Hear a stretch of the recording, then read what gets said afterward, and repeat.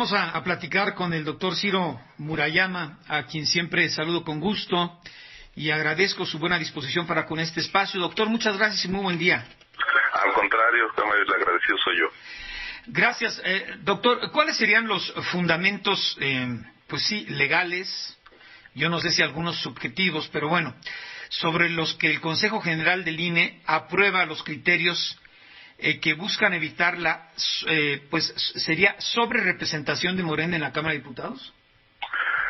Bueno, se trata de garantizar que la votación de la gente se traduzca de manera nítida en asientos en la Cámara. Esto es para todos los partidos que van a competir, no nada más para uno. La Constitución dice desde 1996, en su artículo 54, fracción quinta, que ningún partido puede tener más de 8% de diputados respecto al porcentaje que obtuvo de votación. Es decir, si alguien tiene 35%, tendrá hasta 43% de legisladores, es lo máximo. Sin embargo, en los últimos años, esa disposición constitucional se ha vulnerado, primero de manera casi imperceptible en 2012, con una sobrerepresentación de 8.2% para la coalición del PRI y del Verde, en 2015 con una sobrerepresentación de 9.7% para una coalición también del PRI y del Verde, y en 2018 los partidos de la coalición Juntos Haremos Historia obtuvieron alrededor del 44% de los votos a la Cámara de Diputados y casi el 62% de los legisladores, es decir, una sobrerepresentación muy lejana del límite constitucional. Esto ha sido posible por la existencia justamente de coaliciones donde los partidos más votados suelen colocar a candidatos ganadores que en el convenio de coalición se atribuyen a los partidos menos votados, que de sus socios que no logran triunfos distritales, pero formalmente en el convenio de coalición se les otorgan esos triunfos a los partidos pequeñitos y eso le permite a los partidos más grandes ir a un número mayor de diputados de representación proporcional.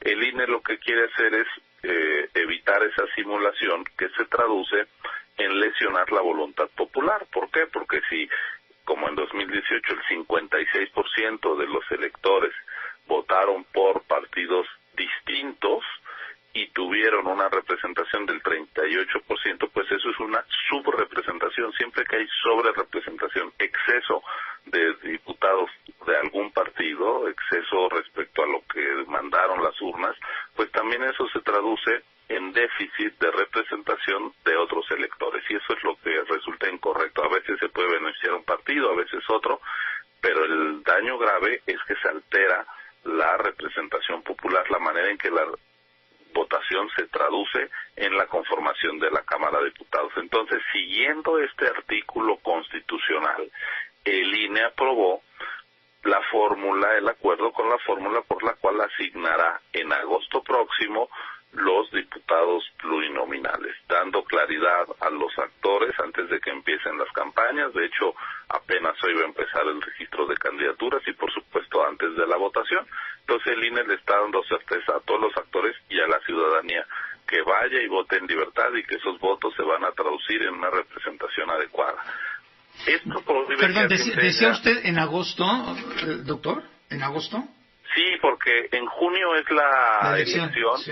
Y luego se tienen que calificar las 300 elecciones de diputados de mayoría relativa y una vez calificadas se hace la asignación de la RP porque el 1 de septiembre toma posesión la nueva legislatura. Entonces en agosto es que la ley mandata que el INE haga esto.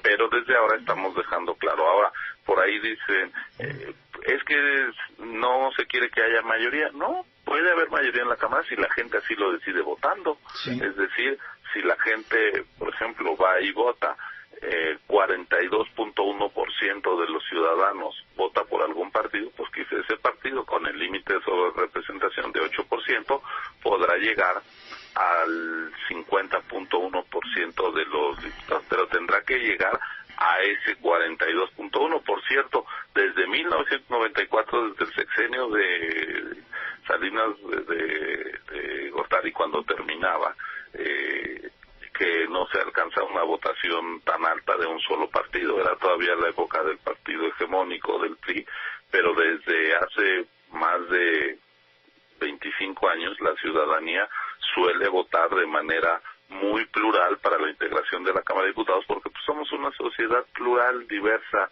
y eso es lo que nos hace democráticos también. Ahora, doctor Murayama, para ponerle un poquito, como decimos aquí, con peras y manzanas, esta circunscripción plurinominal, que es esta área geográfica integrada por un grupo de entidades que sirve de base pues para la elección de 200, como usted bien dice, 200 diputados y 32 senadores electos por el principio de representación proporcional.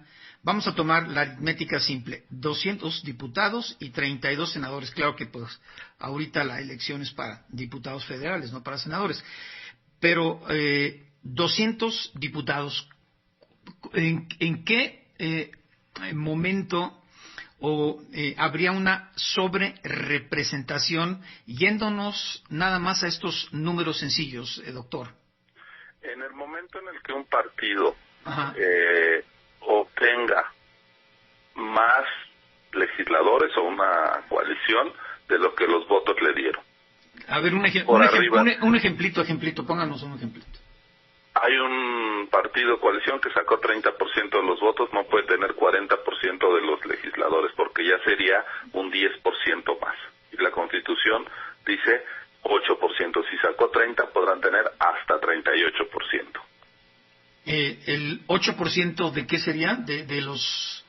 El 8% es lo que permite la Constitución en el artículo 54, cuando dice que ningún partido en ningún momento podrá tener un número de legisladores que sea 8% superior a su porcentaje de votación. Si un partido sacó 15%, no podrá tener arriba de 23%. Si un partido tiene 20%, no podrá tener arriba de 28%. Es decir, es un 8% por encima de la votación que obtuvo en las urnas, el límite de sobrerepresentación, pero necesariamente siempre que hay sobrerepresentación de uno, hay subrepresentación de otros partidos y por lo tanto ciudadanos, y como el voto debe pesar lo mismo, no puede haber el voto para unas fuerzas políticas que se infle artificialmente y se castigue a las otras, porque eso es distorsionar la voluntad popular. Entonces lo que el INE va a hacer es tratar el máximo equilibrio entre porcentaje de votos y porcentaje de escaños. Si un partido obtuvo la cuarta parte de los votos, deberá tener la cuarta parte de los legisladores. Es una regla democrática diáfana. La cuarta parte de los votos, la cuarta parte de los legisladores y los de representación plurinominal. Es que la representación plurinominal es lo que permite esto, porque aunque suele tener mala fama los diputados plurinominales, la verdad es que son los que permiten la expresión de la diversidad. ¿Por qué?